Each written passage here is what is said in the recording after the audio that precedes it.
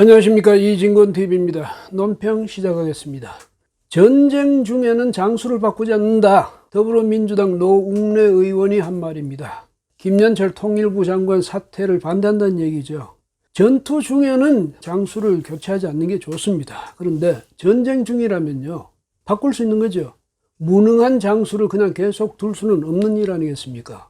더욱이요, 김연철 장관은 장수가 아닙니다. 대통령의 말을 앵무새처럼 따라하는 사람이 무슨 장수입니까?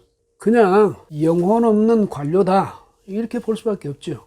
문제는요, 김 장관이 사퇴한 게 문제가 아니라 정의용 국가안보실장, 또 서훈 국정원장, 강경화 외교장관, 정경두 국방장관, 이런 안보 외교 라인, 이 사람들이 그냥 눌러앉아 있겠다는 이 분위기입니다.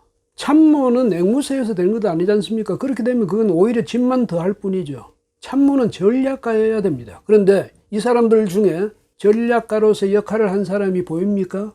대통령이 북한에 있는 망신 없는 망신 다 당하고요, 3년을 끌어온 대북 정책이 그 기본 얼개부터 지금 다 무너져 내리는 이런 상황입니다.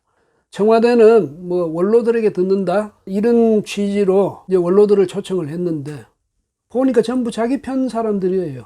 그런 자리에서 무슨 새로운 발상이 나오겠습니까? 그러니까 문 대통령은 이 지경에 이르러서도 당신 잘했다, 아니면 뭐 위로의 말, 이런 걸 듣고 싶었다는 뜻 아닙니까? 앵무새 정부, 강아지 정부답게 대통령의 표정이 싹 바뀐다 싶자 말이죠. 또 이제 거기에 따라서 완전히 자기들 말을 바꾸고 있습니다. 청와대는 뭐라고 했습니까? 무례하다, 몰상식하다, 이러면서 불쾌한 그 감정을 그대로 드러냈죠. 그리고 국가안보실, 뭐 통일부, 군당국, 여기도 함께 한 목소리로 또 불쾌감을 표하였습니다. 참 그 놀라운 재주, 감탄을 금할 수 없네요. 어떻게 그렇게 순간적으로 그게 완전히 소신이 180도로 바뀝니까? 다만 더불어민주당은 이 정치 조직이어서 그런지요, 말이 서로 나뉘고 있습니다. 이해찬 당대표의 경우는요, 국가 간 외교에는 어떤 상황에도 넘지 말아야 할 금도가 있다. 판문점 선언의 상징을 폭파하는 북쪽 행동은 이 금도를 넘었다, 이렇게 비판을 했습니다.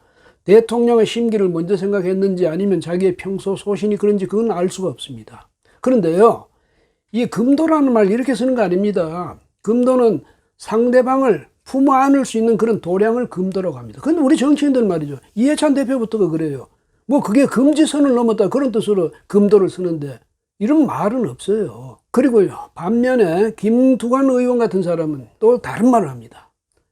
이 김 의원은 자신의 페이스북에서 이 기회에 개성의 공동연락사무소 한 개를 둘 것이 아니라 평양과 서울에 남북 대사관 역할을 할 연락사무소 2개를 두는 협상을 시작할 수 있지 않겠느냐, 이런 말을 하고 나왔어요. 설상가상인지 참 엎친데 덮친 격인지 기가 막힐 일입니다. 김 의원은 또 미국이 반대하더라도 바로 개성공단 문을 열고 금강산 관광을 재개해야 한다, 이런 주장도 했습니다. 미국은 만만하고 북한은 무섭다, 이 말입니까? 아니면 이 사람이 아주 철저한 골수 민족주의자인지 그것도 잘 모르겠네요. 용감히 섭을 지고 불로 뛰어들자, 뭐 이렇게 국민들을 좀 선동하는 셈인데 이거야말로 지금 보니까 정신적인 막가파 행태 아닙니까?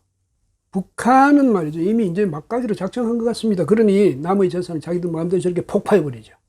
뭐 우리에 대해서 이제 더 이상 기대할 게 없다, 이런 생각일까요? 아니면 한 방 크게 때려가지고 더 많이 얻어내겠다는 걸까요? 그것도 아니면 계속 미국의 눈치나 보면서 민족을 등질 거냐, 아니면 민족을 우선할 것이냐, 택일하라, 이런 압박일지도 모르죠. 예. 김여정에게 권력의 추가 옮겨가는 그런 과정이 아닌가, 이런 인상도 줍니다. 만약에 김정은 이후를 대비해야 할 그런 상황이라면 북한 체제는 안팎으로 초강수를 둘 수밖에 없겠죠. 백두혈통의 공동통치를 거쳐서 김여정 시대로 들어선다, 이런 로드맵이라도 있는 걸까요? 제2인자를 공식화하면요, 2인자가 된 사람, 지명된 사람, 그 사람은 물론이고 그 통치권자 지명한 사람에게도 이건 엄청난 부담이 됩니다. 역사가 그걸 말해주고 있지 않습니까? 그걸 이 사람들이 모르지 않을 텐데도 지금 김여정을 이렇게 2인자로 올려 세우고 있는 이걸 보면 북한 내에 상당히 큰 무슨 어떤 절박한 사정이 있긴 있는 것 같습니다. 어쨌든 문 대통령은요, 첫 단추를 잘 놓겠습니다. 지난 3년 동안 수없이 많은 경고음이 울렸는데도 불구하고 그 잘못된 대북 정책을 계속 고집스럽게 지금까지 끌어왔죠. 이걸 보면 북한에 대한 이해가 말이죠, 아주 빈약하다 이렇게 말할 수밖에 없습니다. 북한은 선의로 움직여지는 체제가 아니죠. 뭐 공산주의자들은 다 그렇듯이 철저히 계산적이고 철저히 현실주의적이고 그 다음에 이익중심주의적인 이런 집단이 북한의 김정은 집단입니다. 그런데 이 세력을 상대하는 문 대통령이요, 뭐 도보다리의 산새들에게도 안부를 물어봅니다. 이런 식의 감성주의로 지금 맞서면 어떻게 되겠습니까?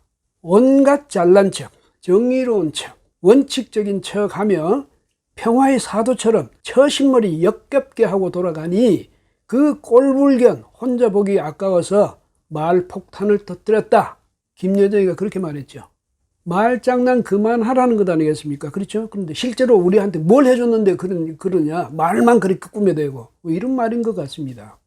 이게 이제 잘못된 길로 들어섰다, 우리가 그래서 너무 멀리 왔다, 이거 깨닫지 않았습니까? 그러면 지금이라도 돌아서야죠. 돌아서서 다른 새로운 길을 찾아야 될 것 아니겠습니까?